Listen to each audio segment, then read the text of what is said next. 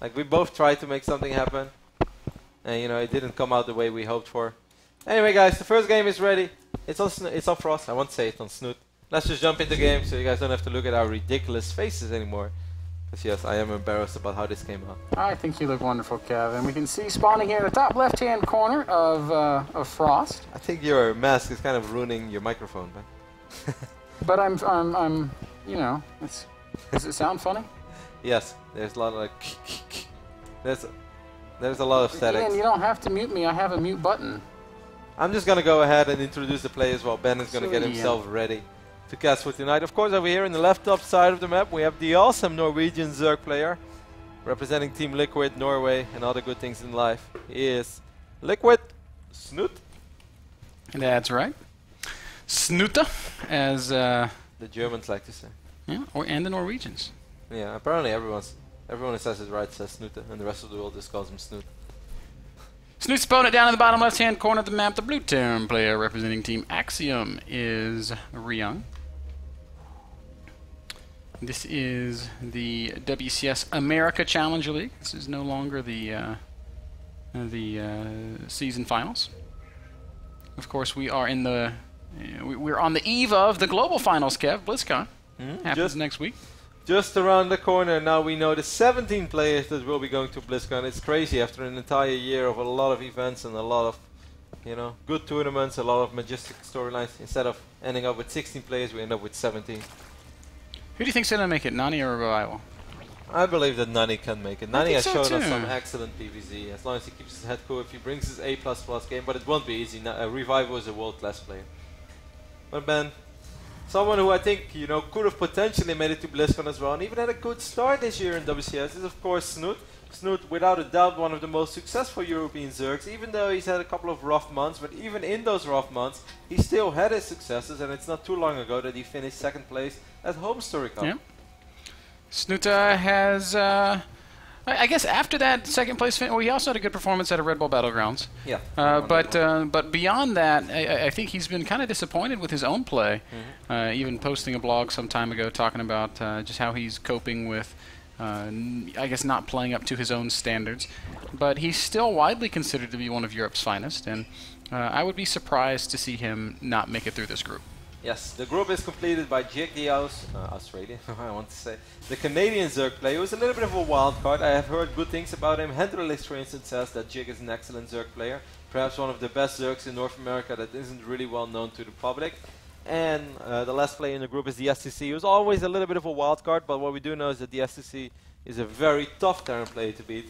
Either way, Ben, we got some ZVT for you. Lately, you didn't have the pleasure to cast too many ZVTs, so Ben, take it away.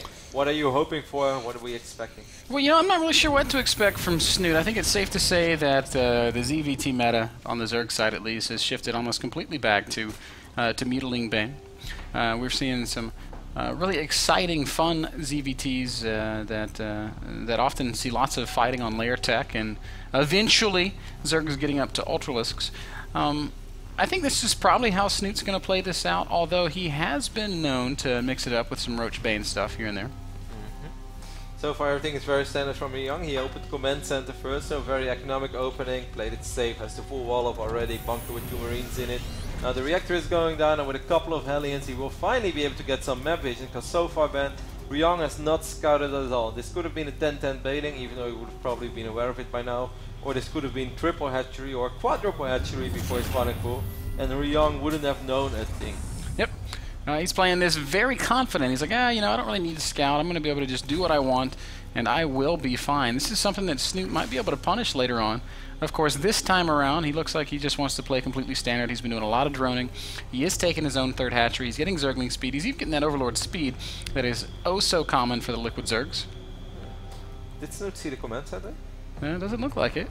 Still a relatively quick third hatch, not super quick of course, because he has been mining gas, he will have speed about to finish up, so this is like kind of a safe but still very quick third command center. Wow, the follow-up by Ryung is really ballsy. He's going straight from these 2 Marines into these reactive Hellions, into Cloaked Banshees, so any kind of boss would have been, you know, just horrible to deal with.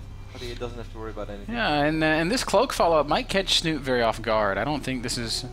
we don't see it often out of Terran players anymore. And with Hellions, oh, what a great scout. Yeah, you want to, but when you say it, I was about to say, but he actually did research Overlord speed very early on, something that this other European Terran brother likes to do as well. And then of course we're talking about TLO. Both TLO and Snute are big fans of these relatively quick Overlord speed to scout what is exactly going on. And with it, he's able to respond very well. We see already some Spore Crawlers in production. He's going to want a couple more than just one. He's going to want to get at least a Spore at every base, I would think. But with Spore Crawlers, it's going to be much harder for these Banshees to deal damage. And this is also kind of revealing why we don't see these cloak plays out of Terran anymore. Zergs don't have to get Evo Chambers to make Spore Crawlers now. You just need, I guess, is it just a spawning pool? You might not even need that. In the old days, you know, you were always hoping to hit that magic moment where Zerg somehow had a build where Evolution Chamber was not part of it yet, and they had absolutely no idea that the Cloak Banshees were coming. And then you would just have free reign over 2 or 3 bases, and you guaranteed yourself 15 to 20 drone kills. Well, that's pretty much impossible these days. Even when the Banshee arrives and there is no Spore Crawler yet, Spores will go down at 3 bases at once, as we can see now what is the case with Snute as well. So Snute making it, you know, completely unscratched through this phase of the game. Yep, there's a third command center down for Ryung, so his economy is also going to be excellent. And while the Banshees give him some map control, it's not really much else that Ryung is going to be able to do with that. But he's okay, Kev. It's not like he's put himself way behind by going for this early cloak. Maybe it would have opened up a timing for a bust to work out for Snute, but I think that time's come and gone. 13 additional drones in the way, going to put Snute all the way above 70 drones. Double Evo Chamber is morphing in now as well. So Snute pretty much has the dream economy that he was hoping for. I kind of wonder what he's waiting for with dropping an additional building. What do you think? We're going to see just a Spire, or is he going to do something different? You know, he doesn't have a Baneling Nest. We might see him try to play Roach Hydra. It would be, it's not unheard of. There's the 1-1 upgrades coming from Snute, and there's the Hydra Den. So it looks like that is in fact what Snute's going to be going for. He's also taking his own 4th expansion. And now one thing we can say, oh, is that going to block? That's so annoying. Very nice play there from Snute. Now Marines will be able to clean this up, and it does just basically delay this for a few seconds, but regardless, a little bit annoying, and it does slow Ryung down ever so slightly. The Overlord will fall in the end. A couple of additional roaches on the way. 5 Overlords morphing now at once. You know, that pretty much tells us that Snute is happy with the economy that he's in, that he might try to squeeze out a few more, but you don't really want to go higher than 80 because, as we all know, roaches are pretty supply intensive. And at a certain point, you just have so many drones, but you will never have an army that's capable of dealing with the Terran army. Now, one thing we can say about Ryung's opening, he got very fast 3 command centers, and he got a very fast cloak. That means he had to give up having a very large army in the mid-game, and Snute's going to be able to punish this. He's got those 4 hatcheries. Now he's got that drone saturation that he wants, Kevin. He can go all out on Roach Hydra production. So assuming that Ryung doesn't do critical damage with this little poke here, and I don't think that he will, Snute's going to be in a fine position to get very aggressive. There are 28 roaches on the map. I find it highly unlikely that this little push will do anything. I don't think Ryung expected 28 roaches either in this phase of the game. 9 additional Hydras are on the way as well. And I actually think we're getting close to the point where Snute, as we see, he's going to need a few additional Overlords, and then he will be close to maxing out. And you know, Ryung is really going to need a couple of perhaps tanks even in good positions, or is he just going to rely on a lot of mines? Widow Mines can help. Stem Bio under Medivacs is still pretty good against Roach Hydra, but I don't know how the upgrades are really working out for Ryung. He's gonna be playing a dangerous game here. He does have. Does he have 1-1? He's double eBay. So he does have 1-1, but Snute also has 1-1. So pretty comparable upgrades for the 2 players, and this means that Ryung's going to have to be oh so careful about how he engages, and he's going to have to be as cost effective as possible. Here we see Snute setting up for his first attack. You know, Hydra's on the high ground behind that expansion will just be able to completely deny any mining. He's got to be careful not to run into Widow Mines, though. A couple of Marines being ready to the middle of the map as well. I wonder if that's on purpose or not. With most of these Widow Mines, I guess Ryung is safe for now. Snute's still going to just try to go for it, though. 2-2 is on the way as well. Here we go, Ben.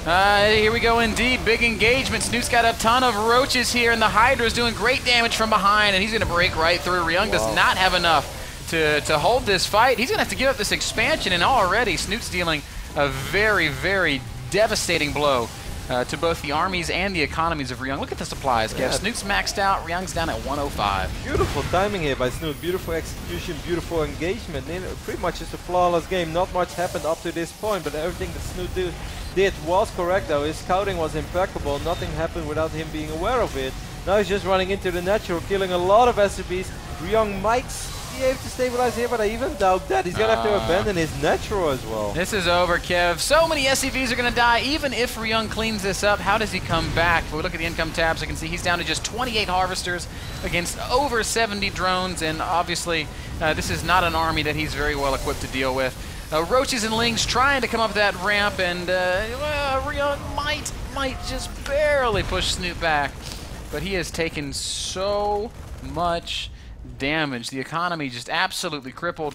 He has re-landed that third command center, but all Snute's going to do is remax, and when he attacks again, it's going to be GG. If it would have been still triple orbital, you know, maybe I would have believed in another miraculous comeback by Terran, because we've seen crazy things with 2-2 bio out on the map, a couple of Widow Mines and triple orbital, but of only 2 orbitals, I find it very, very unlikely that Ryung is able to make something happen. Yep, it's quite painful that he lost that command center in his natural, and we do see Snute just maxing out once more. Lots of roaches, lots of hydras. He's even getting that infestation pit down, so he'll be able to go on up to Hive and honestly transition into whatever the hell he wants. This is Snute's game to just kind of play with at this point. He's maxed out. He will probably just attack again. It's no sense being maxed out on Roach Hydra and not try to do anything with it. He knows that the army that he has is currently much bigger than the army of Ryung. A couple of Widow Mines here burrowing immediately, trying to get in a good place. There are 9 of them. Yep, and Snute's going to try to use these speedlings to absorb as much of that as he can. Those lings will drag those mine hits into the Terran army, and then the roaches and the hydras should be able to deal with the rest. Here we go. Snute setting up for the big attack, sending in a couple of lings out in front. Here comes the reinforcements. Well, Widow Mines do go off and deal a lot of damage to the Terran army, in fact, and now it's just up to the roaches and the hydras to play cleanup. This is just perfect execution from Snute. Oh, dancing the roaches and hydras as well. GG. Snute takes game number 1 very quick, very convincingly, and just very, very clean. Yeah, honestly, no